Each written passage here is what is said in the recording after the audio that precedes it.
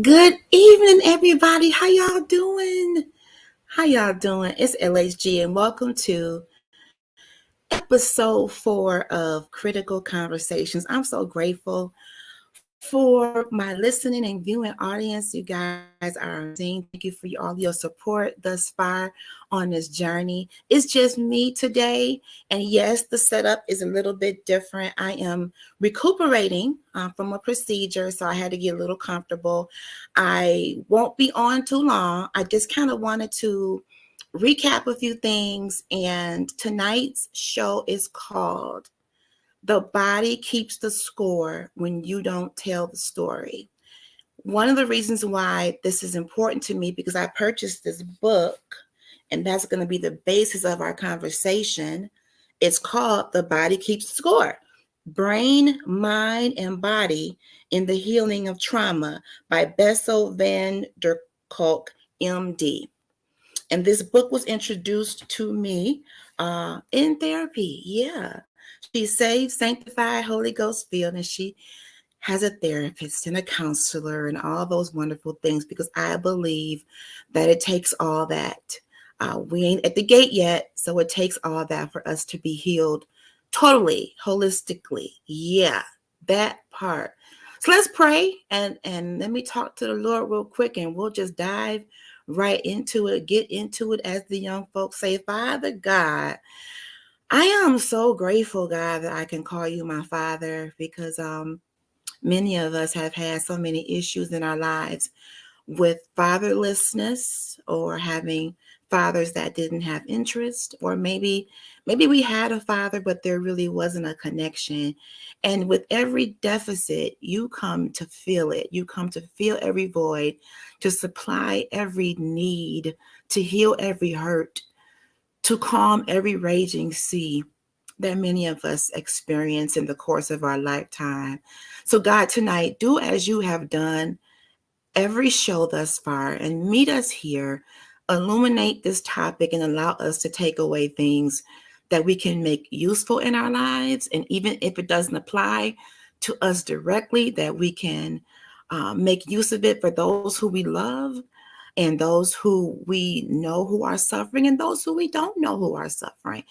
Let us forever be accepting of people's story. Let us never judge people for where they came from and what they have endured. And I come against the religious spirit that has blocked us and tricked us from getting the help that we so desperately need, and caused us to be fake and phony in the pews. So even in this human experience, God, we need you. We need you as our creator. We need you as our sustainer. We need you as our Alpha and Omega, and the beginning and the end, and the author and finisher of our faith, and everything in between. So, God, tonight, if one person gets some kind of encouragement and is able to walk away from this broadcast saying and seeing hope exists, then my job is done. And I give you the praise and honor in Jesus' name. Amen. Woo. So, y'all, I started the show. I came out with a very powerful topic, y'all. And I know our party was like, ooh, she came out kicking. But I came out with this topic about childhood trauma, emotional trauma, because that's where I'm at. And I'm very transparent. I probably overshare, but I'm very transparent about my journey and my diagnosis that I faced this year. And let me just interject and say, I am a praying woman. I believe in the power of prayer. I believe in the potency of prayer. I believe in the Bible, and there's, I believe all of that. However, in my own experiences as an adult, and going back to what I've seen as a child, there were many people that have undiagnosed issues in and out of the church. And this has been passed down to different generations. Let me get me a sip of tea, y'all. You know you menopausal when you got tea and cold water next to each other. So excuse me. Don't come on here dehydrated, y'all. We likes to be hydrated for the conversation because it's a heavy conversation. And even when I go into it, I have to proceed with caution because there are such things as triggers. And let me give you my disclaimers. I'm not here to trigger you. But this conversation could cause you to reflect on some things that have occurred in your life. I have to deal with that every day. My other disclaimer is this is not a blame game. This is my life that I am unfolding, that I am putting in front of the masses as I walk through a healing journey of my own, as someone's child and as someone's mother, as someone's wife, as someone's leader, as someone's sister. And the reason why I found myself diving into this topic is because I didn't like how I was showing up in all of those relationships. I didn't like the me that was showing up to the occasion. And when you realize that your responses to people, how you react to people, your lack of trust for people, it could come from something else, even down into your physical ailments.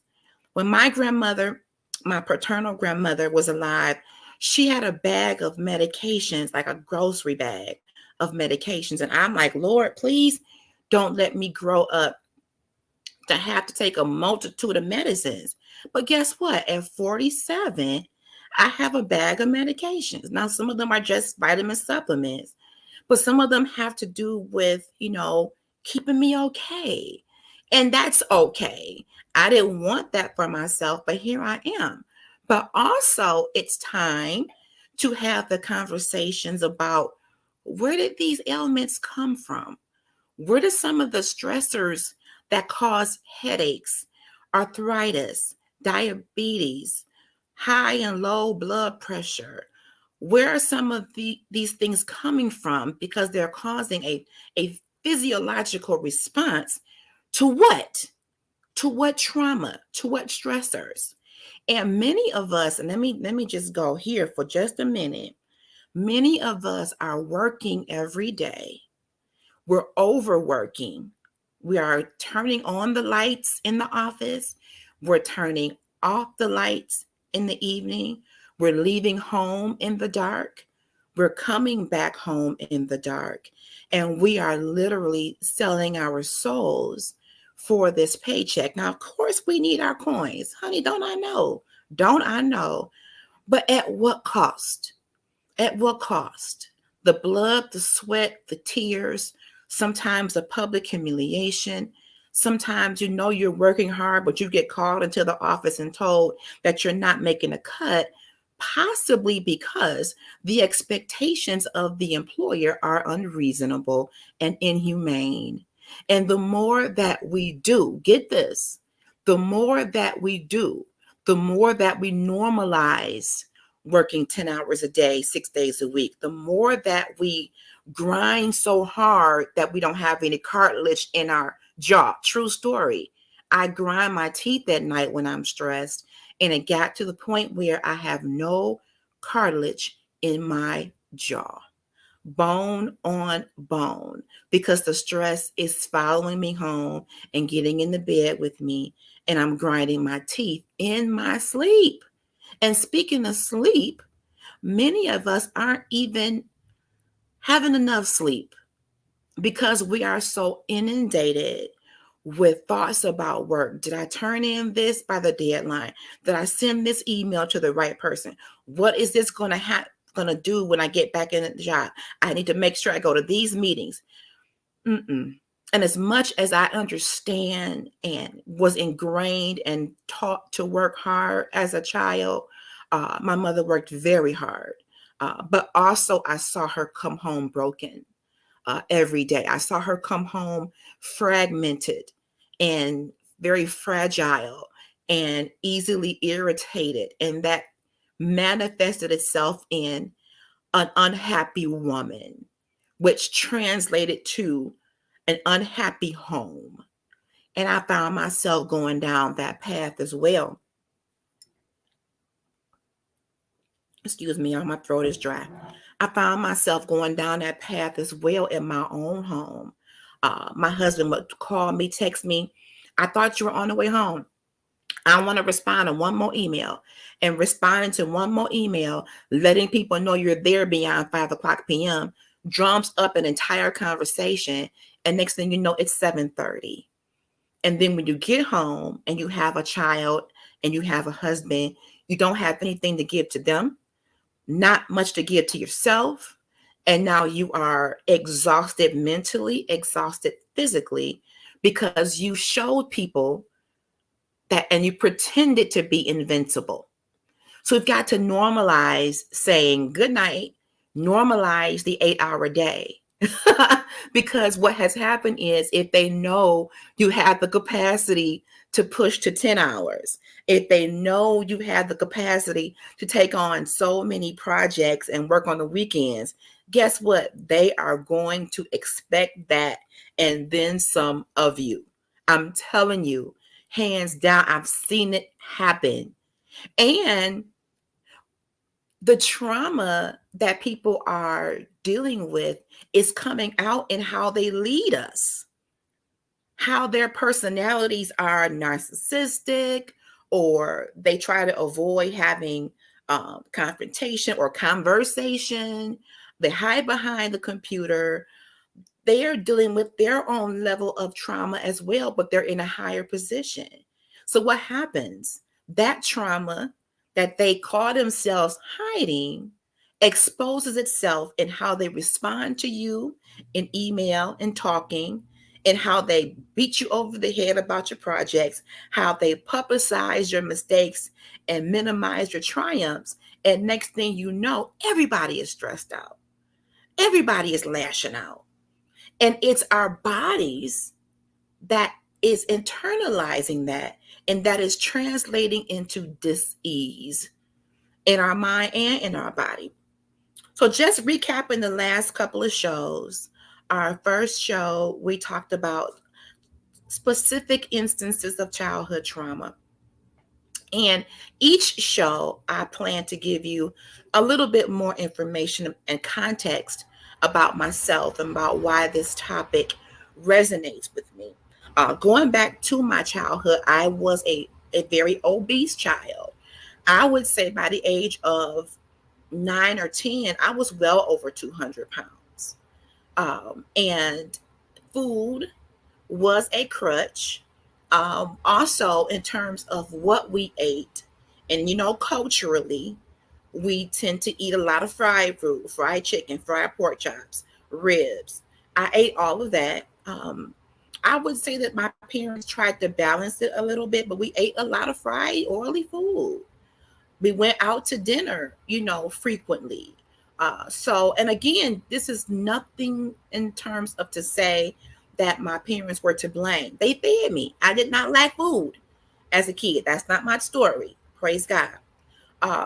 But what wasn't there was the thought process. What should we be eating to create a healthy child and a healthy self? That really wasn't conversation. So as the obesity went on, then there were times when we would get ready to go shopping for clothing for me. And because of my size, we couldn't go to the kids store.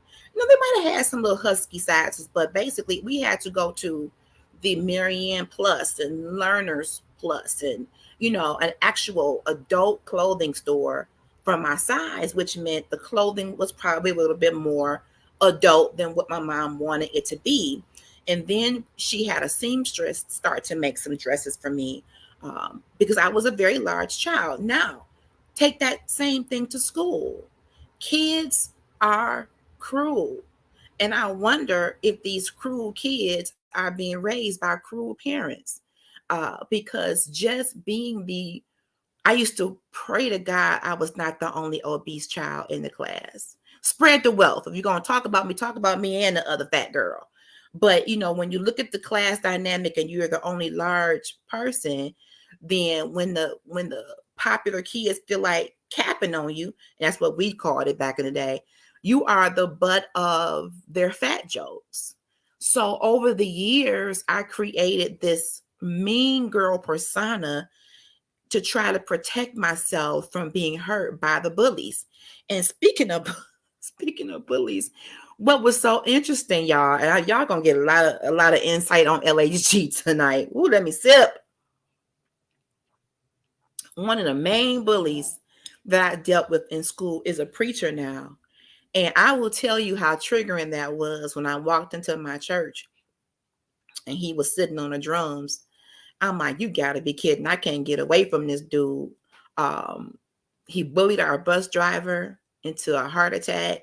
And I know people can change, y'all. I'm not trying to say people can't change.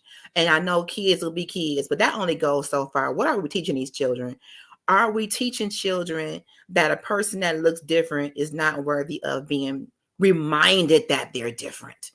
You know, because just like there is a child that's bullied, the bully themselves may have even experienced some kind of trauma. I don't know. And I'm not going to say I don't care, but at the time, 40 years ago, I did not care because they made school, which I actually love the academic part of school, they made going to school tumultuous because I was so glad when they had high absenteeism. So the bullies didn't come to school a whole lot. They skipped school a lot. So when they weren't there, I had a good day. So this is part of the trauma. Then I will go home and I want to express this trauma to my parent. I want to say what a bad day I had and how these bullies made me feel. But when she comes home, she's so stressed and worn out from this job. She doesn't have the capacity to have these conversations. So what do? I start writing, and my poetry was my best friend. My notebooks were my outlets of sharing and releasing what I was feeling in terms of, and it probably was depression. I didn't know what that was back then, but it could have been depression. It could have been PTSD back then. All I knew was I was sad. So even as a mother now, when my daughter chooses to isolate, it does make me nervous. And I ask a lot of questions like, are you being bullied? Is somebody bothering you? My daughter will tell you I do ask these questions because I look at the silence as hiding something. But that's not every child's story. And my daughter is very confident. I thank the Lord that she sees herself as beautiful, as smart, because I didn't see that for myself until I started to surround myself with people who look like me as a kid. The underdogs. I rooted for the underdogs. We weren't popular. We were the ones that had the dark skin. We may have had a Jerry curl. We may have had the not so best clothes. That group was my group. And those were the people who I connected with. I mean, no shade to the light-skinned pretty cheerleaders that the boys wanted. But I wasn't in that population. And those girls, would dare not associate with the underdog. You can't be seen hanging out with a fat girl. Oh, when that rumor gets out, you're done. You're done. So this is the kind of trauma that children go through and internalize if it isn't addressed, if you're not having conversations. Now, of course, we live in a time now where many kids are going to school online, but there is still in-person school. And you should be having discussions with your children about how was your day. And last week's discussion was who moved my table. The dining room or kitchen table was meant to be that place where parents said, hi, honey, did you have a good day? What did you learn today? What happened in school today? And we don't do that. So where is that information going? Nowhere, because the child is internalizing it. And then it manifests in their behavior. And then we want to slap labels on them about mental illness and learning disabilities. And I'm not saying it's not that, but we jump to that so quickly without taking the responsibility for just having some basic conversations. And parents, trust me, I know how important it is to get out here and work. I was a single mother for many years, and I know how it felt to have to work the odd shifts to bring home money, to have to sacrifice and take my daughter to her grandparents. I hated having to do that, but thank God for my family support.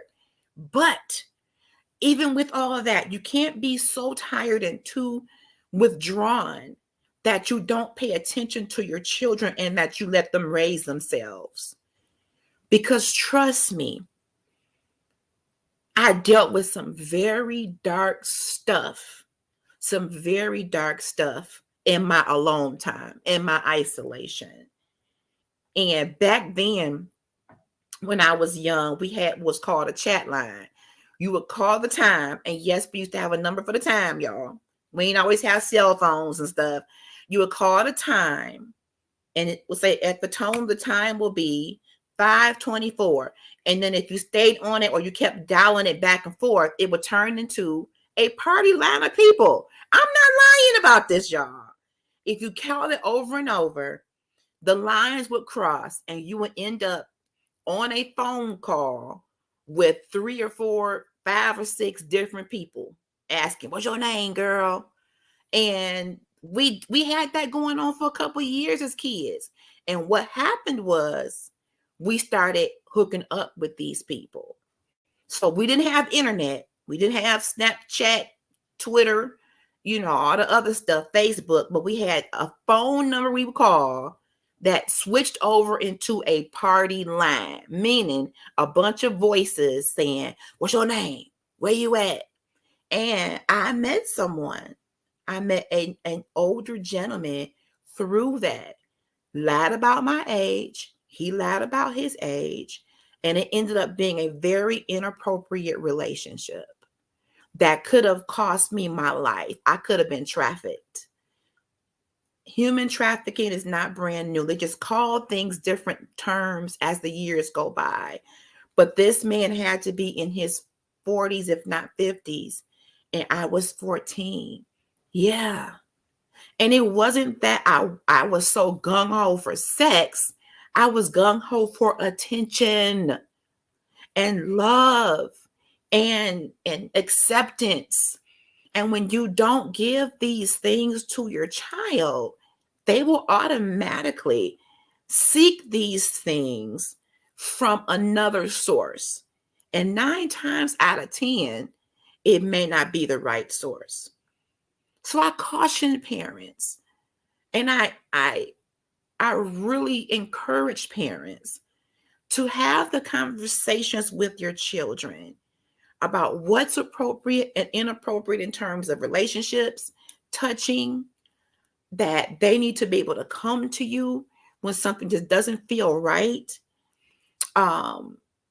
Make them feel loved and beautiful so that they don't have to seek out that feeling from a stranger. And this is still happening today. When I look online and I see all of these missing young girls, I'm going to be honest. The first thing that comes out in my mind is that could have been me. Secondly, I pray that that baby is safe. And I'm wondering in my mind, did she hook up with somebody through the internet that claimed to be in love with her and give her the world? And they told her to meet them at so-and-so corner, at so-and-so bus stop. And now they have that girl. Predators were around back then, but they're around even more so now because of technology. Because they can now create fictitious profiles and pretend to be whoever they want to be. So many lies, so much deceit is going on. Watch what your children are doing. Be mindful of where they are going. Yes, kids want their privacy, but when these children are in these rooms, for days and days without coming downstairs and speaking and showing you their faces, That's a problem. That's a problem, y'all. So let me bring this to the topic today. At 47 years old, I have several ailments. And what doctors are doing now in terms of your holistic care, instead of just jumping into give her, NSAIDs, give her, all these different drugs, they are looking at each part of the patient's life. They link you up with a psychiatrist to see what's going on in your head. They link you up with a nutritionist to see if the food you're eating is perpetuating illness. They link you up with the pain management clinic because they're trying to figure out, where is this coming from? And many times they don't really have the answer concerning the origin until we start to get into what has happened to a person in their lifetime. So the first time that I was violated was by my mother's second husband.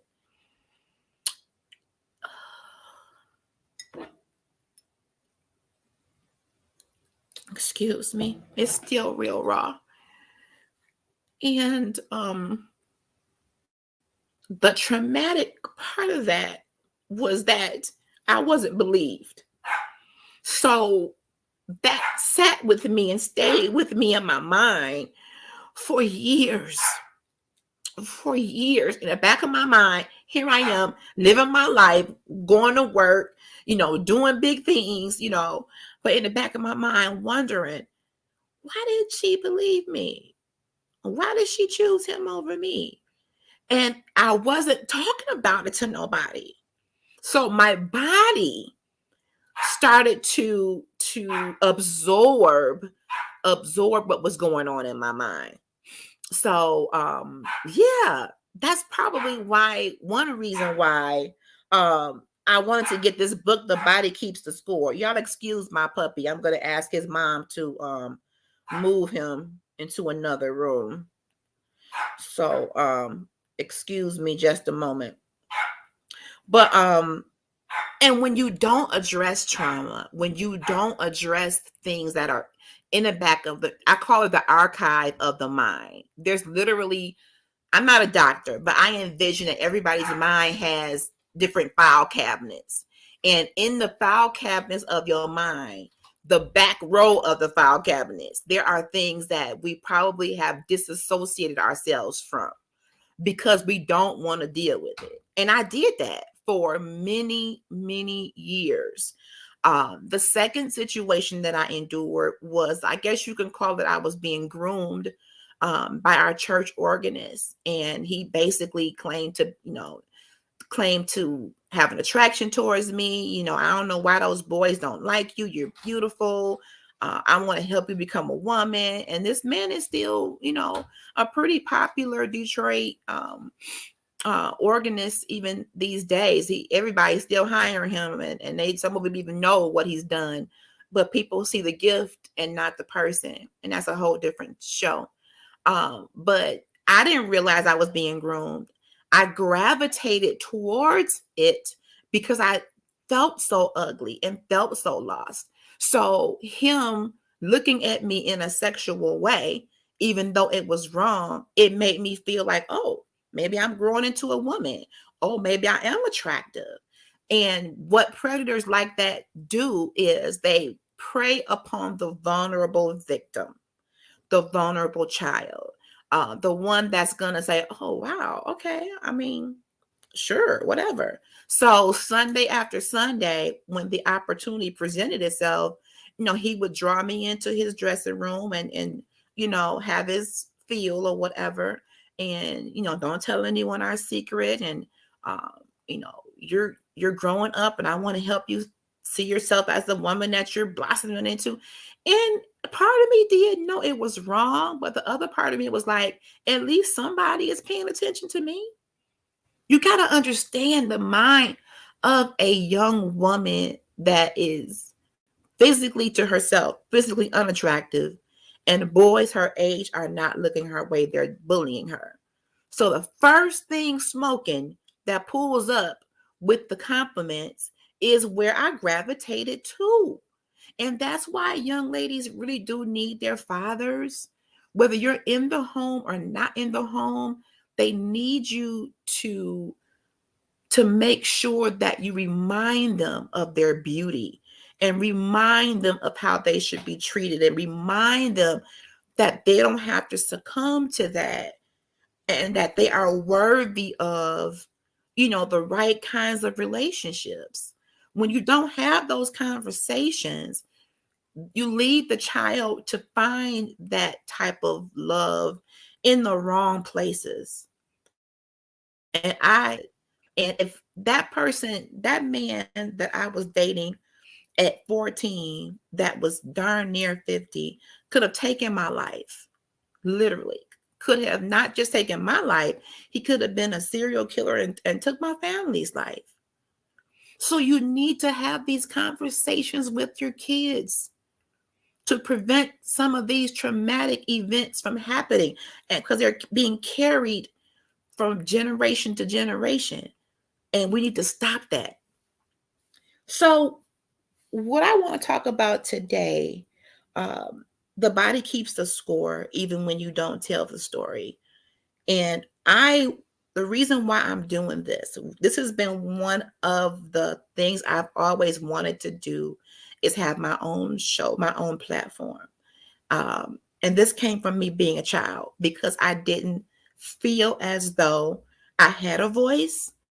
So I wanted to create a platform where I could have a voice and not be told that I don't matter. When I was growing up, kids, you couldn't say too much about adult situations, even though somebody, you know, mess with you and turn you into an adult too soon. You dare not, you know, intervene in adult conversation. Children should be seen and not heard. So a lot of the conversations that were happening were probably amongst kids and their friends, because we didn't feel comfortable saying, "Hey, mom, hey, dad, hey, so and so, can I speak to you about this?" It took me years to finally tell my family, at least one or two years, about what had happened to me. I mean, years, y'all. So, um, I just implore you to have these conversations. But let's get into The Body Keeps the Score.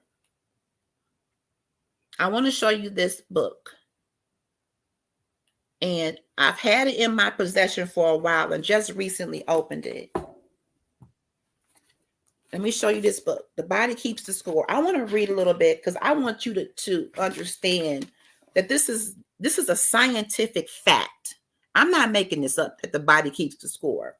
I just added the other part, when you don't tell the story, because many of us have not told our stories. And that information is inside of us, and we are getting sick literally over it. Okay. So, reading from the prologue of The Body Keeps the Score by Bessel van der Kolk, MD, because I want to make sure I give him the credit for his work. One does not have to be a combat soldier or visit a refugee camp in Syria or the Congo to encounter trauma. Sidebar. So when you hear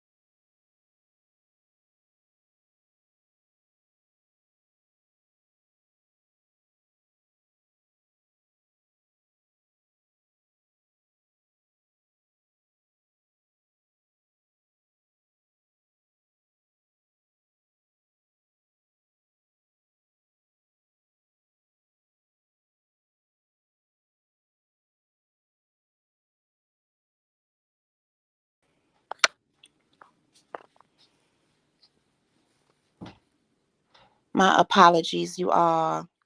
I hope we are back on live. We had some failure here in the home. Okay, I'm back. Could someone let me know in the comments that you can hear me and see me? I apologize for that delay. We are back. We are back. Whew, when it rains, it pours, y'all. Okay, so the body keeps the score when you don't tell the story. I'm not going to be on long, but I wanted to make sure we got into this book because this book is so good. And I'm going to be going through it um, bit by bit over the course of the next few weeks. So here we go. One does not have to be a combat soldier or visit a refugee camp in Syria or the Congo to encounter trauma. Trauma happens to us, our friends, our families, our neighbors. The research by the Centers for Disease Control and Prevention has shown, come on, stats, that 1 in 5 Americans was sexually molested as a child, and 1 in 4 was beaten by a parent to the point of a mark being left on their body. And 1 in 3 couples engages in physical violence. A quarter of us grew up with alcoholic parents, y'all.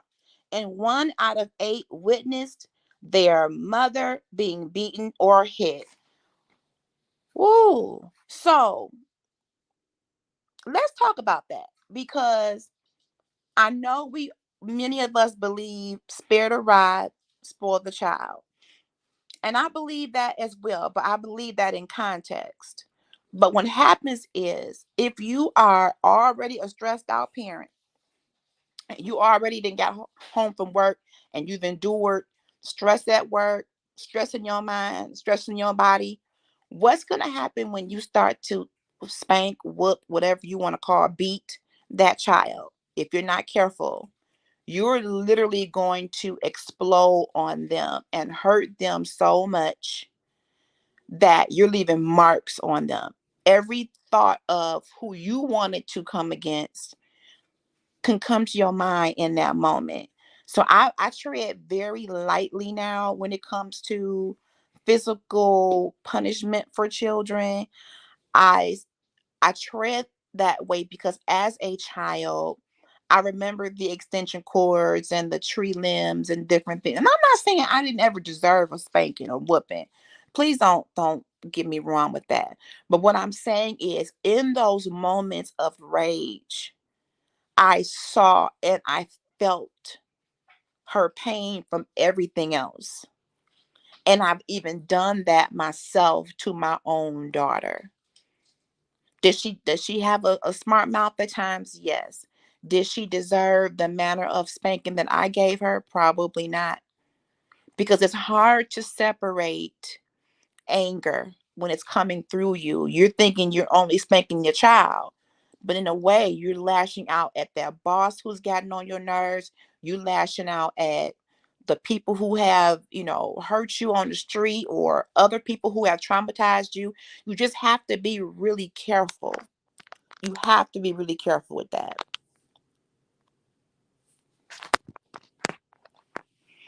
Let's keep going. Traumatic experiences leave traces. That is so true. That is very true.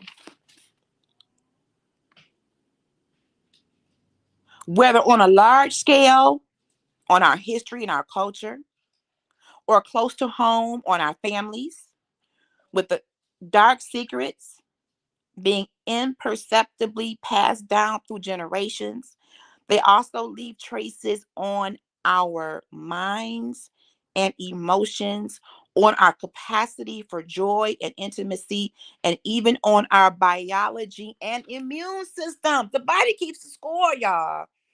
Even when we don't tell the story, the body is keeping the score. And that's why I wanted to go there tonight. So when we end up getting married, when we end up having children, this unresolved stuff that we're dealing with ends up following us down the aisle, ends up following us into motherhood, fatherhood. And we could be, I'm not saying that this is your story, but we could be putting some of that on other people and not even knowing it. Not even knowing it. That's heavy to me. Let's keep going. Trauma affects not only those who are directly exposed to it, but also those around them. When a soldier returns home from combat, he or she may frighten their family with their rage and emotional absence. The women and the wives of these men have depression because their husbands have PTSD. The children of depressed mothers end up at risk. They're insecure and anxious, and they're exposed to family violence. So these children are being born into these scenarios, and now they're absorbing what's happening around them. They're absorbing what their parents are experiencing. You may go behind the door and close the door. You may have these, what you think are private conversations, but they're not. They're not private. Your children are literally hearing what's happening, especially when it becomes violent.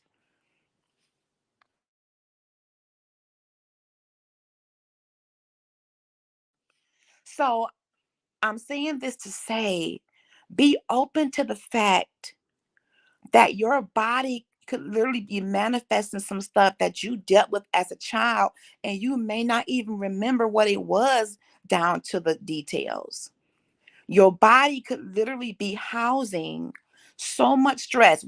My family, myself, I think my daughter, as well as my mom and my grandmother, had this knot. There's a knot on the back of our neck. I used to wonder what that was. And I believe it's where all of our stress goes. When I get really, really stressed, that knot grows and it pulsates.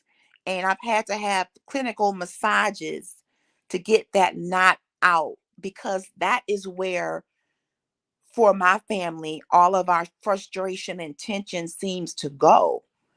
And you may have to do that for yourself if you have those pressure points where your stress just builds up in your neck, your headaches, certain parts of your body. You may have to take yourself to a clinical masseuse, someone who is trained as a professional that knows how to get to those parts and massage out some of that stress. But more than that, you got to figure out how to keep the stress from you and from your body. So I got a couple of articles too, y'all. And I want to talk about the emotional trauma and the mind body connection. This article came from WebMD. I want to make sure I share my sources, because I believe in giving honor to whom honor is due.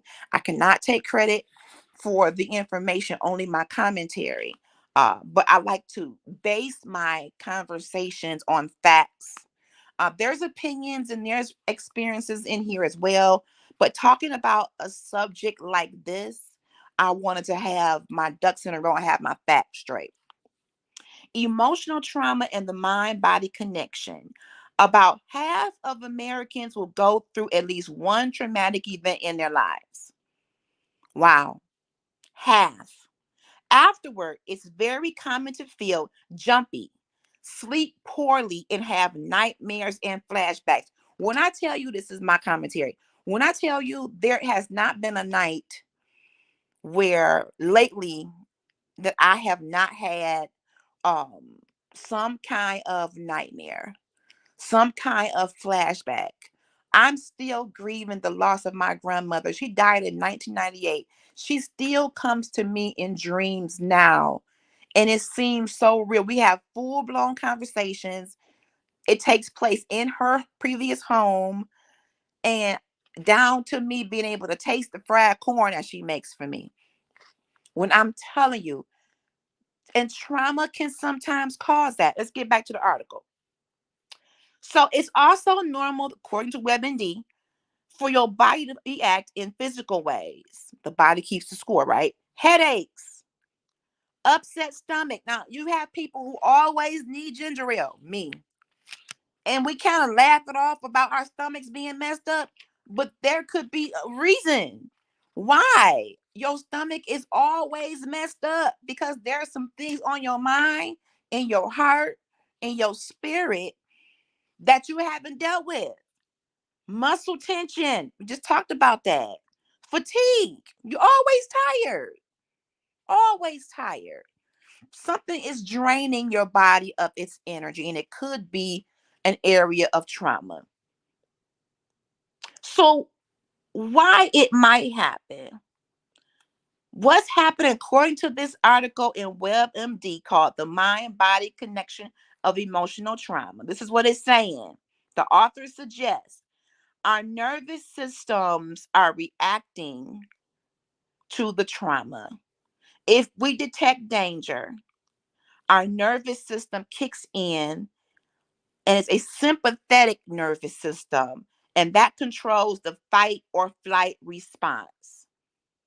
Fight or flight. Either we gonna fight or we out of there. These systems also control the digestion and your heart rate. So once they spring into action, your body works differently. This could explain why trauma is linked to everything from constipation to fainting. OMG. And I knew I have a relative who had fainting spells, and we thought it had to do with heat exhaustion, and it could be. But what this is suggesting is the way our nervous system responds to trauma, it can go from constipation to fainting and everything in between. There is a physiological response to things that have happened to us that we're not talking about. Back to the article. Trauma is associated with long-term physical health problems too. Trauma survivors are about 3 times more likely to deal with irritable bowel syndrome, chronic pain, fibromyalgia, and chronic fatigue syndrome. So, all the ailments that we're dealing with, all the medications that we're taking, some of this could very easily be connected to the fact that something has happened in our lives, whether in childhood or adulthood, that has traumatized us enough to affect us down to our nervous system. And that's one of the reasons why I am an advocate for having several doctors, a physical doctor, a primary care physician, first of all, that you sit down with and you talk to about everything that you are dealing with. Everything from the rooter to the tutor, from your mind to your feet, because they can help you decide what other specialists, be it psychiatry, be it pain management, be it dietary, what other specialists they need to refer you to get you together in these different areas. We have to stop neglecting our care. We cannot keep functioning, being mothers, being wives, being sisters, being friends, being bosses, being entrepreneurs, being pastors. We can't continue functioning in these different roles when we are not well physically and we are not well mentally. It's not fair to us, and it's not fair to the people that we are called to impact. Take some time to get help.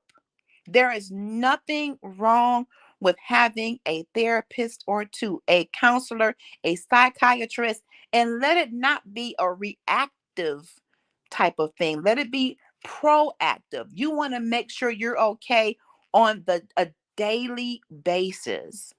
Now, if you are enduring something that has flared up in your life, such as with me and some of my trauma, that did cause me to get help. But now that I'm working through that part of my life, I'm going to keep these people close and keep these appointments because the healing process needs to be cultivated from all angles, the spiritual and the clinical.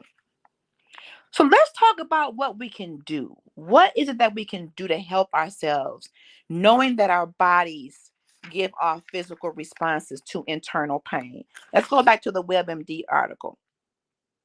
No matter how you respond to trauma, experts agree that leaning on loved ones is one of the best things you can do to get back to being yourself.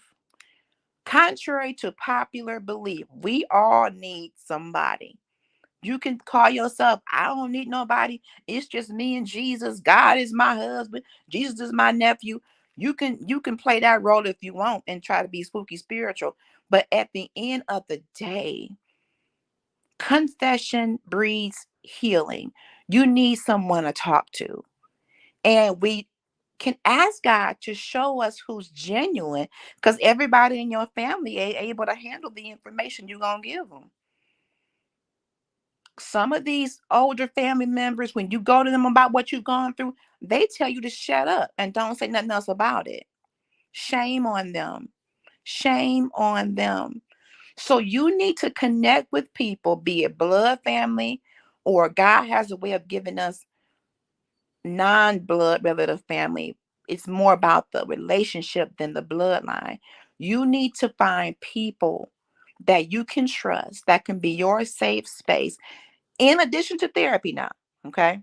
They can't take up for being a therapist. Now they're not therapists. So still get your therapist, but still have people in your circle that you can pick up the phone and say, I just need to talk this through. And dear person on the other end, they're not necessarily asking you to fix it. They really may just need you to listen and don't interrupt. We didn't got to where, Lord Jesus, we didn't got to where now, y'all, we can't even have a conversation without interrupting people mid thought. We got to just get in there like a double dutch. No, no. Allow that person to release and relinquish whatever it is they are feeling, if you want to help them for real.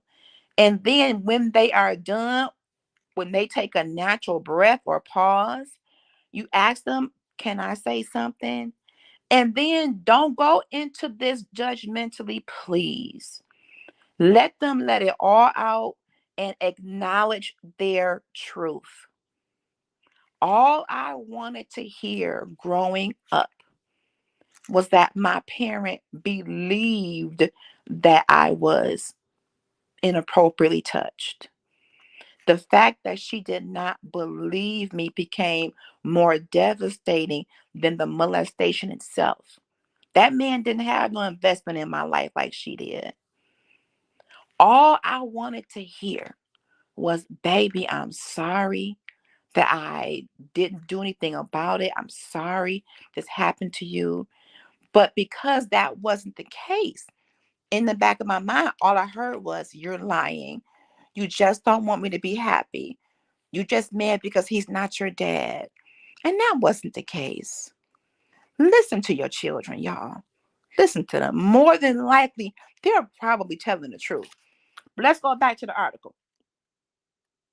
People can be a source of comfort, an audience to help you talk things through, and they can be a distraction to help you stop fixating on the event. Oh my goodness. So you may need to find yourself a support group. I thank God for my sisters who I've crossed paths with this year, and through book clubs and through different events. I thank God for the connections that I have, because I have grown to love them and have grown to respect them uh, a great deal. And my conversations with them, I do not take for granted. They're spiritual women, but they also are very grounded and understanding in terms of my human experience. So you may need to do some different things and connect with people, either in small groups that you can trust or one-on-one. It can come through your local church. But walking through this trauma or dealing with this trauma alone is counterproductive. You're literally continuing to absorb this constant reflection in your head over and over, and it has no outlet. It has no outlet. What else can we do? Take your medications. If you do go to the doctor and the doctor prescribes medications to help stabilize your mood, medications to come against the depression. Although we may not like to take it, we may need to just go ahead and do it. I'm not saying you have to take them forever, but if they can at least give you some relief right now. Now, at the end of the day, let me say this. At the end of the day, this is your life. I only can give you suggestions, but there is a place for certain medications that pertain to mental illness and mental health. Now, while you're taking them, take care of your body, because that's something else that the articles say we could do in terms of exercise and mobility and support groups. As you start to utilize these different mechanisms to help you, you may find that you can start coming off of those meds only under the care of a physician. I will never tell anyone to not take their medication. And I hope that you guys are strong enough to know no one that is not a physician and not caring for you should be dictating whether or not you take your medicine. You need to be speaking with your doctors. Now, if you want to come off of medications, talk to them about what can replace the medications. How could I, start to wean myself off and let them help you find maybe other holistic ways of mood stabilizing. There's even certain foods that give out certain hormones that lend to stress and anxiety. I'm telling you, this thing is so deep. But I just feel as though if you are under the care of a physician that you feel is competent, ain't nothing wrong with second opinion. Stay on your medications until you are able to see someone that can help you wean off. Because cutting them off cold turkey could send you down a downward spiral, a plummet mentally. And sometimes our reactions to that plummet can turn violent. Yeah. So you can't just say, I'm just going to stop taking this when you've been taking it for a while and your system is adjusting to it. You need a doctor's care and a doctor's advice when you get on and come off medications. Now, you may also want to research again what are holistic, herbal, organic, whatever other kind of natural things that we can eat, teas we can drink that can give us vitality a different way. I'm all for that. At first, I was kind of scared about that. Like, I don't know about that, but over time, because I know that medications have side effects, it's good to look for other natural remedies as well. That's a whole nother show. But part of the healing process is talking to people, taking your medications when you need to, making sure you are getting an adequate amount of sleep. I'm supposed to be on a CPAP machine, and I don't like that thing. But at the end of the day, I need it because during my sleep study, they found that I stopped breathing at least 60 times per hour, which means the blood flow from the oxygen to my head is not flowing as it should, which causes me to shake up. It shakes me and rattle me, and I wake up abruptly with a major migraine. So a lot of the healing process has to do with us changing what we do each day, getting an adequate amount of sleep and rest, even down to putting away the phones in the bed.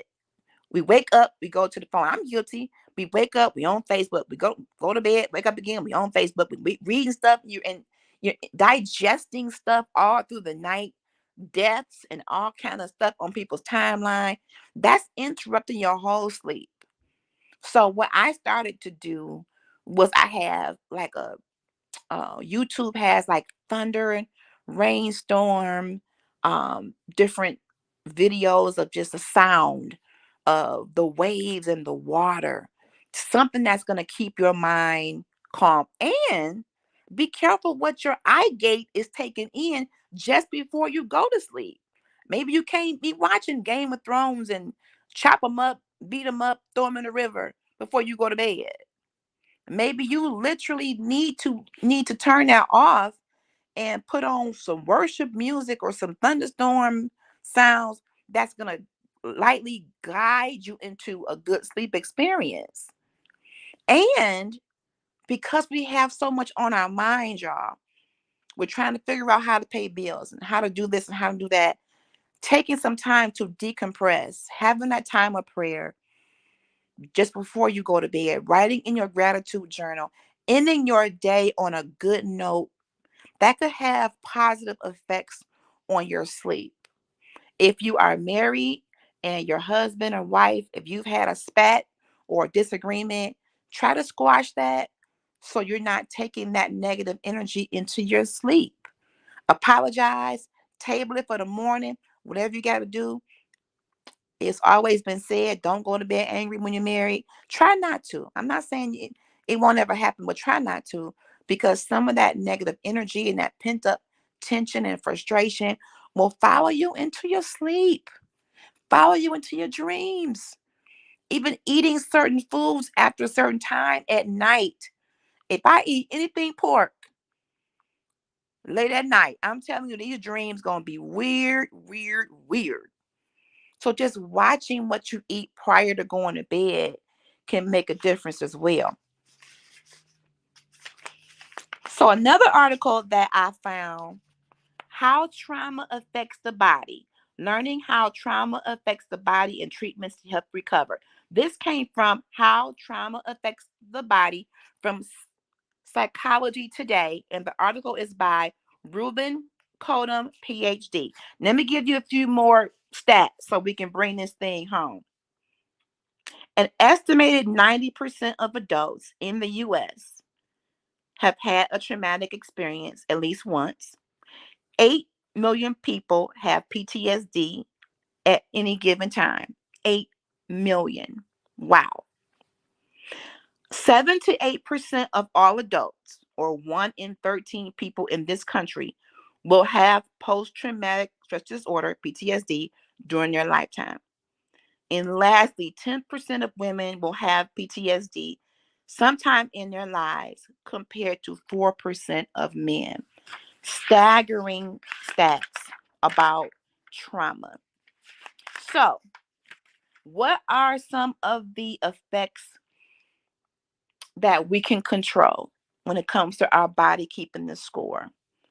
We learned that our nervous system can absorb the trauma and start to cause physiological responses, blood pressure, diabetes, different things like that, exhaustion as well, confusion, even disassociation to things that are happening.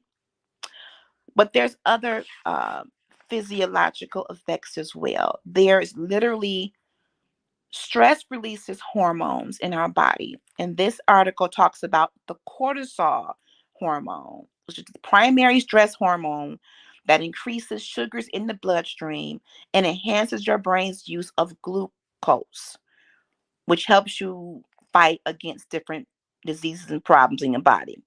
When that stress hormone is out of whack, when your body is producing an unhealthy amount of cortisol, it is toxic and it can turn into depression, heart disease, and other health conditions. The body keeps the score when you don't tell the story. So there's literal scientific data that says our bodies are creating these hormones that are contributing to sickness in our body. And of course, prayer works, y'all.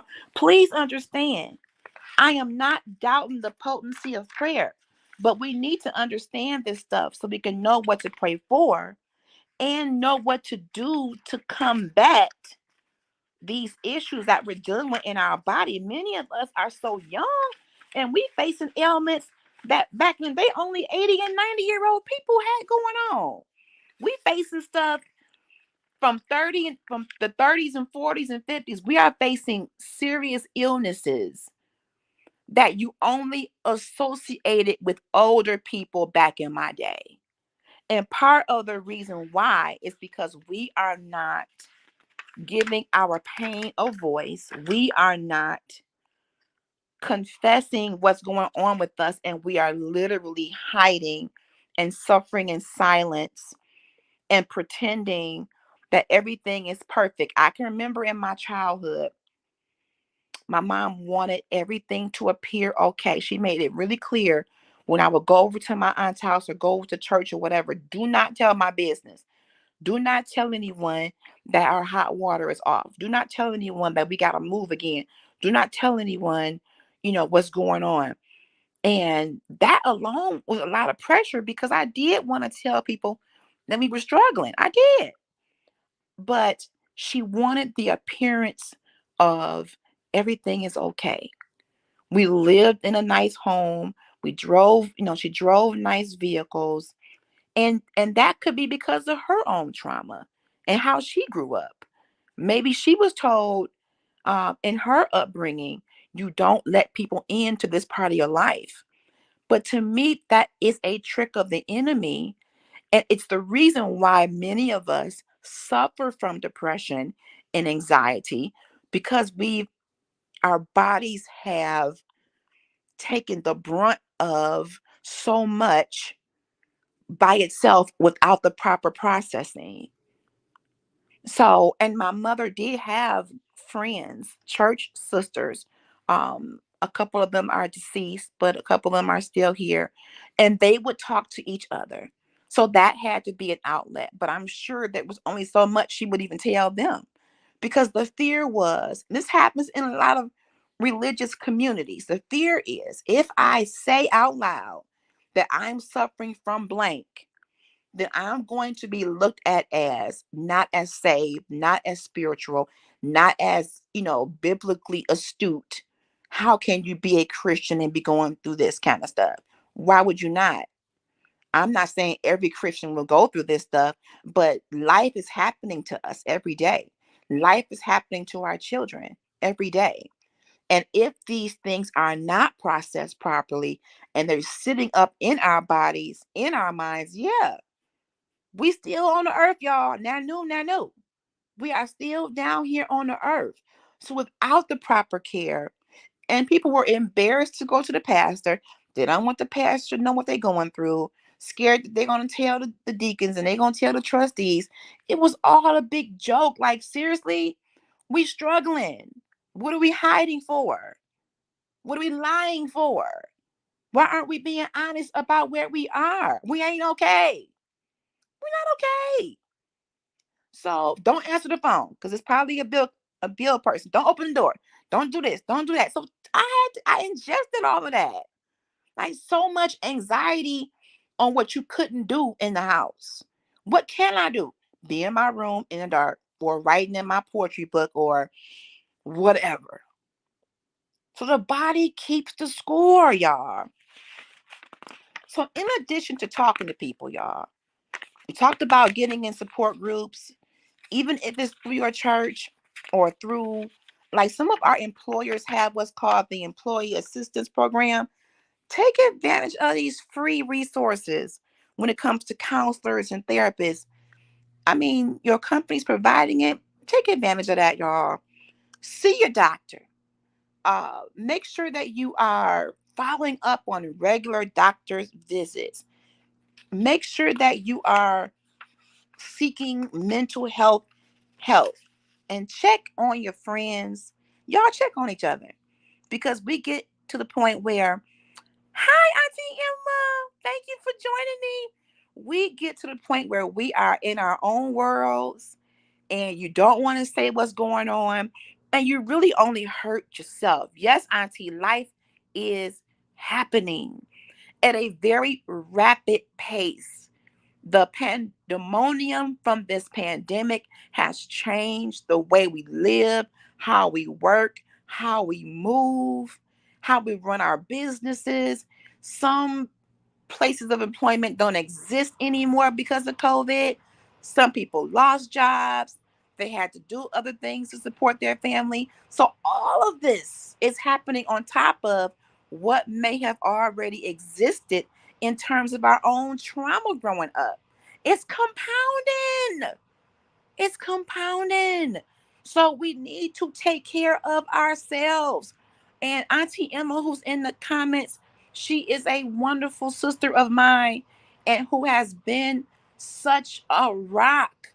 If she ain't heard from me in a day or so, Hunty, what's going on? She called me Hunty. Hunty, what's going on? And I say, Auntie, just pray. What's going on? And next thing I know, my phone is ringing. Because when we isolate and when we choose to turn the lights off and just mull and soak in those dark places, that is the enemy's playground. And he starts to tell us lies like your life ain't worth living. See, you thought this was going to happen. You ain't worth this. Your business ain't going to flourish. You ain't got no friends. Don't nobody care about you. And then you come out fighting because you feel as though you alone when you don't really have to be. Sometimes we've chosen to be alone because we didn't want to share what was happening within us. Don't allow the enemy to trick us into isolating. Let the people who love you talk to you, see your face. Thank God for FaceTime and Zoom and Teams or whatever else, because we are in different places, but we can still connect. Good question. What do you do when a person refuses to talk about the problem? That's a very good question, Auntie. And all you really can do is just remind them, I'm here when you're ready to talk. Pray for them.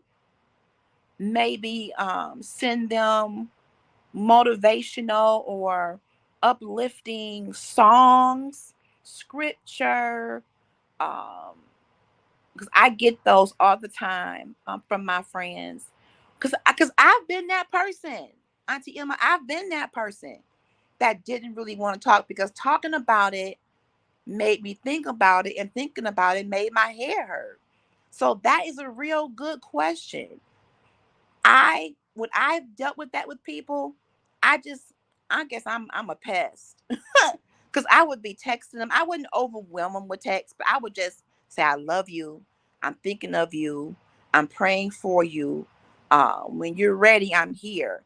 Um, and sometimes it hurts when a person doesn't want to return your calls and doesn't want to open up because you want to help so bad. So that's a good question. And only answer I can give, Auntie, is to still be there. Send a text, send a song, send a voice message that just lets them know, I understand that you don't want to talk right now, but I need you to know I ain't going nowhere. I need you to know that my phone line is open. I need you to know that I am here for you. And if you change your mind and want to talk, I'm here. And what scares me the most, Auntie Emma, I'm like, thank you for being in the comments. It scares me because when people don't respond, I'm like, Lord, what are they doing? Are they at the end? Are they thinking about suicide? Because I've had a couple of girlfriends do that. I do get scared. I do. But that's when I pray, Lord, wherever they are and whatever mindset that they're in, could you just please touch them and let them know that they're not alone? You know, I think about my two sisters all the time, which is why when I have anybody in my life now that's going through stuff and they back off from me, I literally get scared. And I just went through that with one of my play aunties, and she has been going through some things.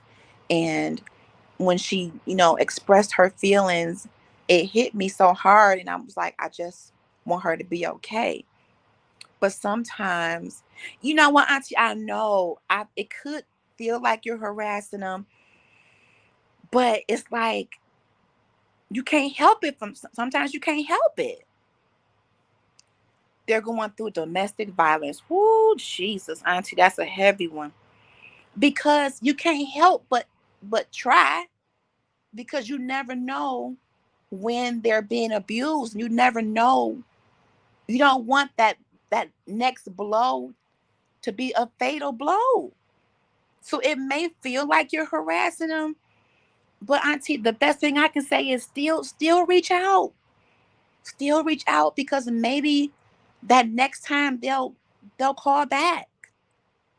And I know a person who has experienced domestic violence.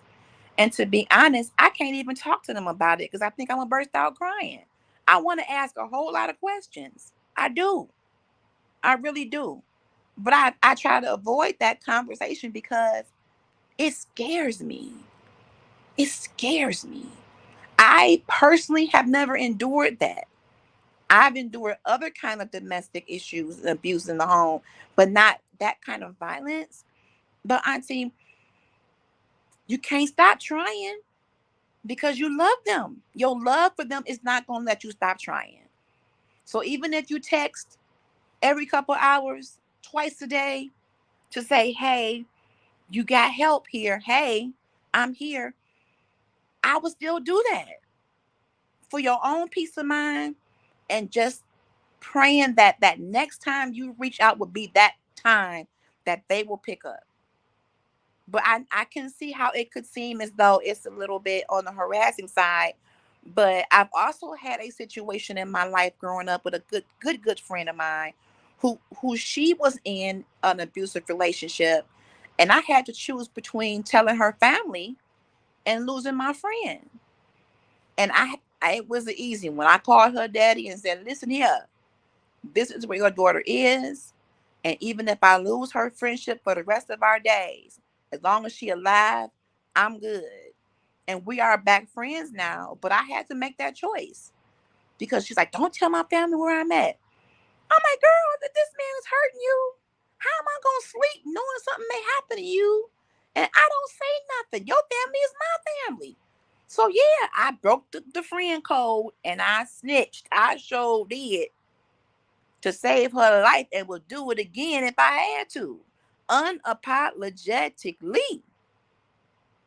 Because, and what gets me, this is what gets me, y'all. We have become professional pretenders, even in a whole wonderful world of social media. Some of the things people are posting, oh, they doing really good. And maybe they are. But I guarantee you, not everybody is good today. If you look at my page, and you may be like, what's she going through? 1 minute, I may be on top of the world. And then I may get some news that smacks me into the corner and I'm feeling a certain kind of way. So, but I'm honest about mine. I mean, some days I feel good. I'm on top of the world. I mean, I'm on the clouds. But there are other days, depending on what images have come forth in my brain, or this season right now, this holiday season, y'all, is not the best for everybody. We supposed to be getting with our families, getting ready for a wonderful dinner, everybody gathered around. But some of us are grieving people who are alive. We're grieving broken relationships that haven't been reconciled. My parents would have been married 35 or 36 years this month. My deceased grandmother would have been 90 something this month. And it's like, man, and there is a disorder called, I think it's called seasonal affective disorder, SAD, that has people in a deep rooted depression during the holidays. So I do a lot of praying, not just for myself, but for people who this time of the year brings forth so much sadness. Invite your friends over who you know may not have family. Invite your friends over who you know just suffered a loss. This is going to be the first year we have Thanksgiving without my Uncle Willie. Boy, am I not looking forward to that. But when a loved one passes away, you go through a series of firsts. First, first, holiday without them, Thanksgiving, Christmas, birthday, Easter, whatever. You go through a series of firsts, but you can get through it. You can get through it. Reach out to your friends. And for those who are getting the phone calls and ignoring them because you in your feelings, I've been there. please understand how it makes the person on the other end feel. They suffering too because they love you and they want you to be okay. Real love wants you to be okay, even if you don't want to have a full-blown conversation. Maybe you don't want me to ask you no questions. But even if you pick the phone up and say, I'm alive, I'm struggling, pray for me, and I will try to call you back next week. Just let people know you are alive, y'all. You may not understand trauma as we read in this book, The Body Keeps the Score. This trauma is not just affecting you, it's affecting people around you who love you. I thank God for the support of my family walking me through this.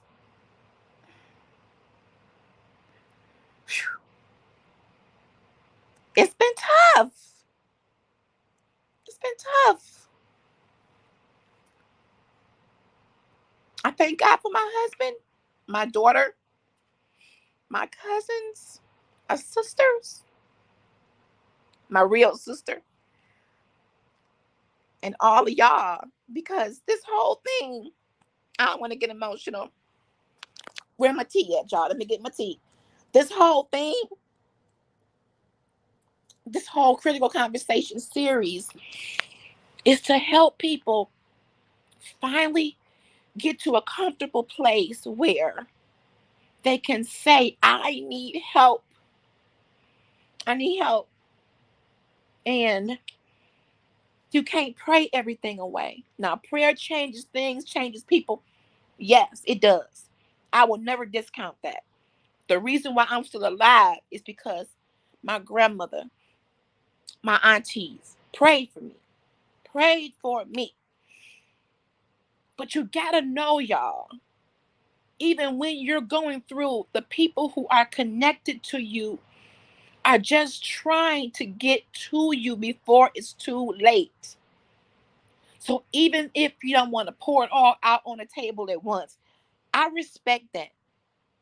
But if you can at least just say, I'm in my feelings, I am hurting, come to me or meet me so and so a place, because we ain't sleeping at night knowing that our loved ones are struggling.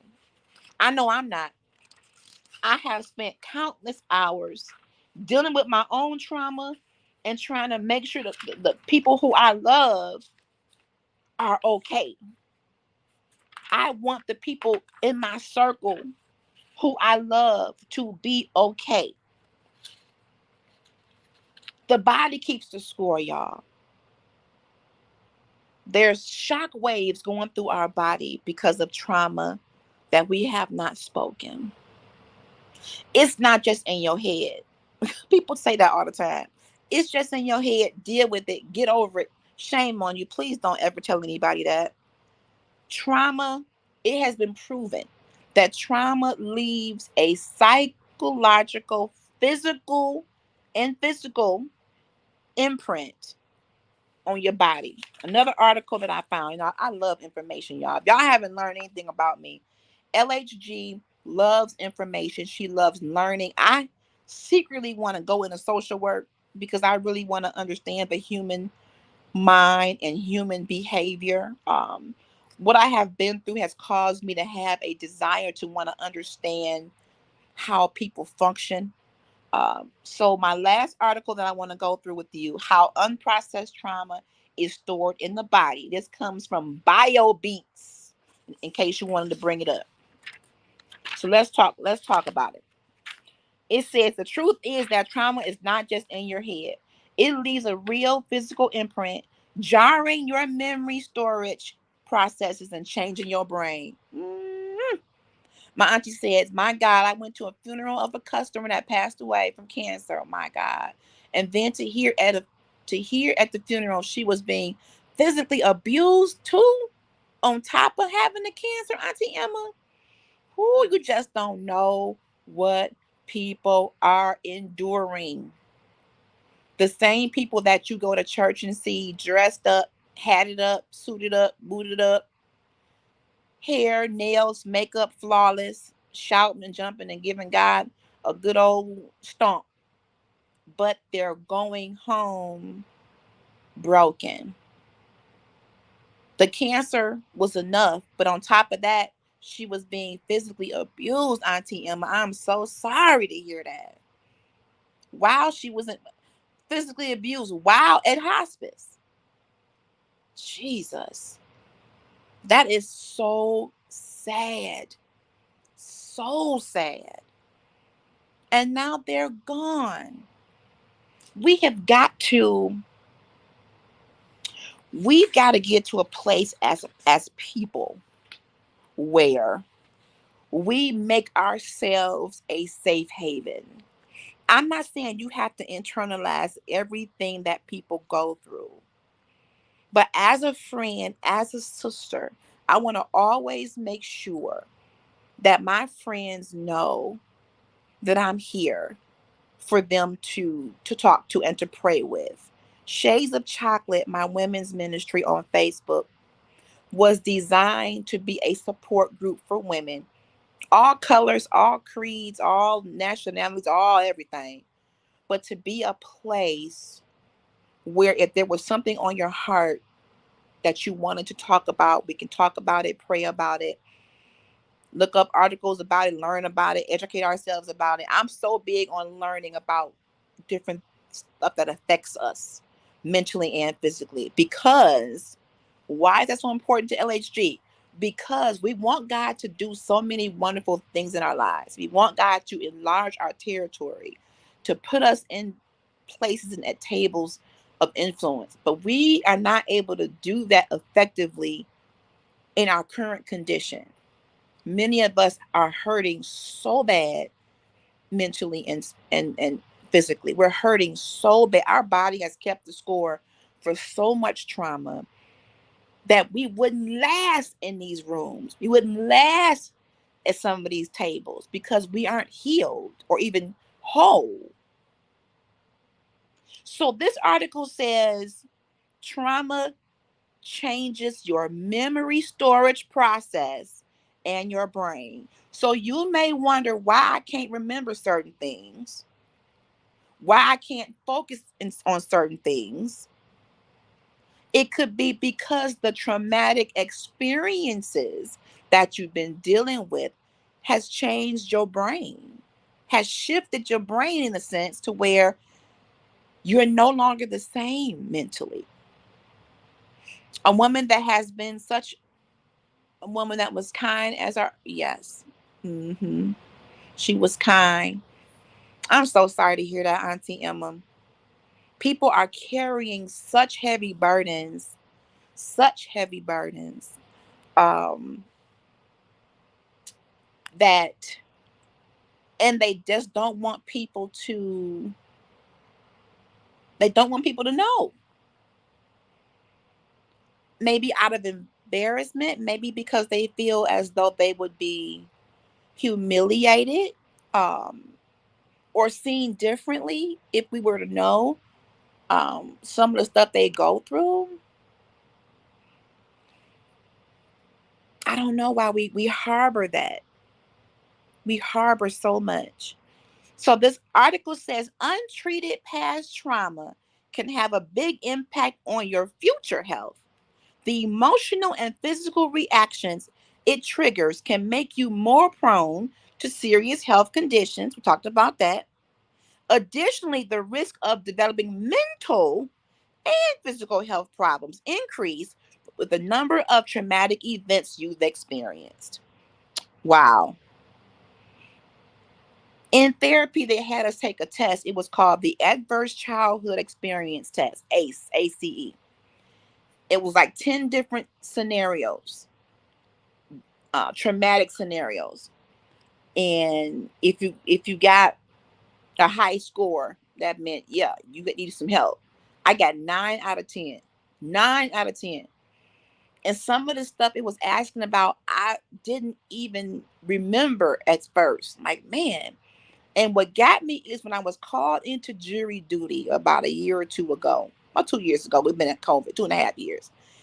And the case had to do with sexual misconduct. And the judge asked each potential juror, had they ever been sexually abused, sexually molested, assaulted. And when he got to me for that question, I was like, yes, I have. I had never acknowledged it in that way. So they excused me from the case, but I'm like, I left that courthouse in a daze. Like, wow, that is a part of my story. You probably would never know it because I don't talk about it much. And because of my personality being so boisterous and, I love people. But the reason why I'm doing this is to create a platform so that we can give a voice to our pain, heal from it, help others get healed, and step into the level of greatness that was intended for us by God, and to do it whole, because trauma fragments you. It breaks you into little pieces that are strewn everywhere like a plane wreck or a train wreck. But the desire of God for us to have an abundant life means that there must be hope. It must be a way for us to not circumvent, but to process this pain the right way and not be stuck. That came up in a conversation that we had last night with my sisters. Not being stuck. I don't want to be stuck here. And I have been stuck here for decades because I didn't talk about it. I didn't deal with it. I didn't. I didn't. So let's go back to the article. Trauma can cause our memory processing system to malfunction. The declarative explicit memory system fails, so the traumatic memory isn't logged and stored properly. Wow. The article calls your brain a supercomputer. And when trauma happens to you, that supercomputer is compromised. Your brain literally is shaken by trauma. And you may not have realized that. PTSD, post traumatic stress disorder, happens to people when something so traumatic has happened, they can't shake it. Whether it's the person who's gone to war or a child who's been abused over and over, that trauma lives in them and they take it with them to their other relationships. Auntie Emma says we never know what a person is going through or hiding behind. Yes, we need to tell our story. Auntie, that's so right. That's so right. And we all have one. This may not be your story. Maybe you didn't experience sexual abuse. Maybe you were brought up in a home where there was physical abuse, an alcoholic parent, the absence of parents. Maybe you found yourself on your own at a very young age due to no fault of your own. So many things that happened to us as children that we weren't able to talk about then. And even if we tried, we were told to shut up about it. Why would you want to bring that up now, 30 years later? Why would you want to do that now? Because it's still troubling me 30 years later, 40 years later. And I'm having difficulty trusting my own spouse or caring for my own child or dealing with relationships 30 or 40 years later. And speaking of relationships, when even in dating, when you are dealing with someone that has trauma, you may wonder, why are they like that? Why don't they trust me? Maybe something happened to them where they didn't feel people were trustworthy. Maybe it's not you particularly, it's what they've gone through. So before you throw them to the curb, maybe ask some questions, have some dialogue about them and their life. And I'm not saying you gotta tell all the nitty and the gritty details, but I'm saying maybe talking about what you've dealt with could shed some light on why you are the way you are right now. My girlfriend will tell you, my girlfriend Tasha, if we going out and the movie starts at 7 or dinner begins at 7 or whatever starts at 7, if if I'm gonna be there at 6:30, 6:45. And if she don't roll up on time, she not gonna be mad. But it's not personal. I've had situations where, as a child, my dad, who I love dearly, we reconciled, used to, say I'm coming to get you. I would be in my coat, my boots, my gloves, my mitt, my scarf, waiting on my dad in the window, and he would never come sometimes.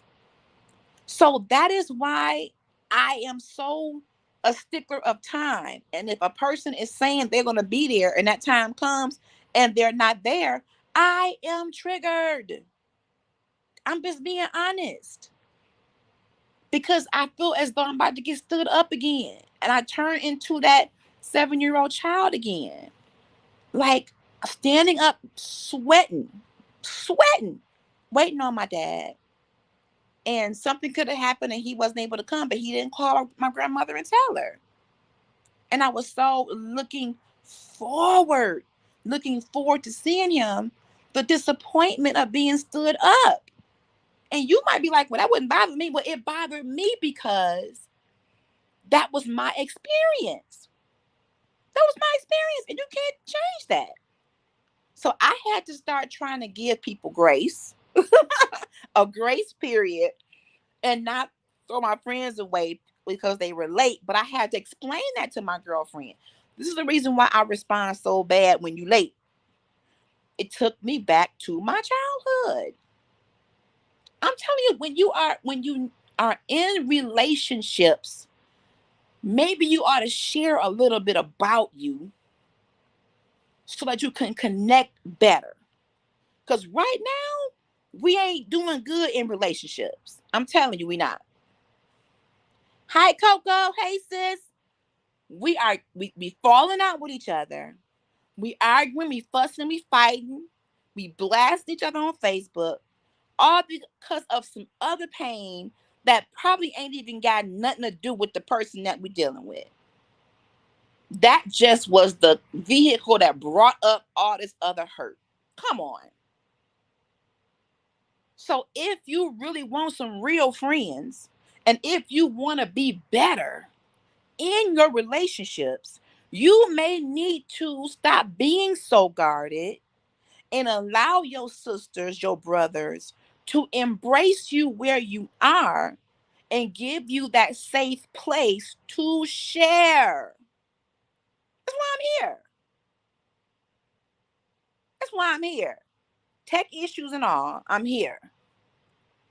Because I needed a space to share my truth. And I wanted to create that for other people so we can finally let that little girl know you can go now, baby girl. We good. We good. We can resolve this. Even if I never hear I'm sorry, even if I never hear an acknowledgement from my loved one of what was done or not done or how I wasn't protected, because she's disassociated herself with it, she may never give me the satisfaction of a meeting. But I have to tell that little Latanya, it's okay. You can go now, so that the adult LHG can take over and move forward. Wow, y'all. The body keeps the score. So out of all these articles, they're suggesting the same thing to get through this. Talking to each other. That's right, Auntie. When we know that person better, we can do better. But when we don't know much about you, all we see is the result of your pain and how you're showing up on the defensive all the time. We don't know any of the backstory. And mind you, everybody can't be privy to that. You got to be able to trust the right friends. But I agree, Auntie Emma, when we know a little bit more about the person and we can put things in context and have an understanding of what some of the trauma is that they've dealt with, I think we can do better.